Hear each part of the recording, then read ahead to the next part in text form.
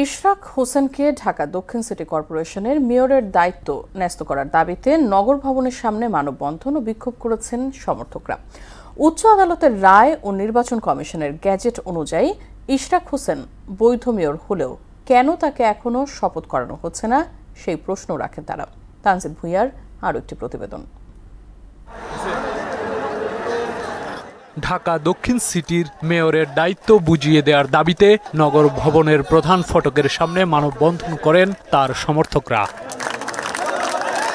বিক্ষোভকারীরা বলেন, আইনি প্রক্রিয়ায় বৈধ মেয়রের স্বীকৃতি পেলেও ইশরাককে দায়িত্ব বুঝিয়ে না দেওয়ায় সিটি কর্পোরেশনের নানা সেবা ও সুযোগ সুবিধা থেকে বঞ্চিত হচ্ছেন সাধারণ মানুষ। তারা বিগত দিনও বিএনপির বিরুদ্ধে তারা ষড়যন্ত্র করেছিল, সেই মহলটি চায় না যে ইঞ্জিনিয়ার ইশরাক হোসেন মেয়রের দায়িত্ব বুঝেন। শপথ গ্রহণের ব্যবস্থা করে জনগণের আশা আকাঙ্ক্ষার ঢাকা নগরবাসীর যাতে সেই প্রতিফলন ঘটে।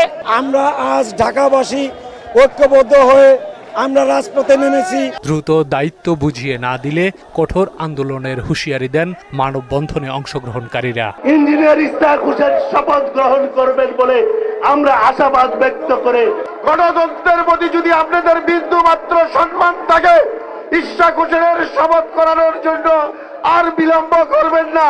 ইশরাক হোসেনের মেয়রের দায়িত্ব গ্রহণে কোনো বাধা নেই বলে জানান তার আইনজীবী। বিজ্ঞ আদালত জনতার পক্ষে এই ভোটে যে কারচুপি হয়েছে সেটাকে মেনে নিয়ে ওই নির্বাচন প্রক্রিয়াটাকে অবৈধ ঘোষণা করে আপনাদের মেয়র, জনগণের মেয়র, জননেতা জনাব ইশরাক হোসেনকে ঢাকা দক্ষিণ সিটি কর্পোরেশনের মেয়র হিসেবে 27 মার্চ।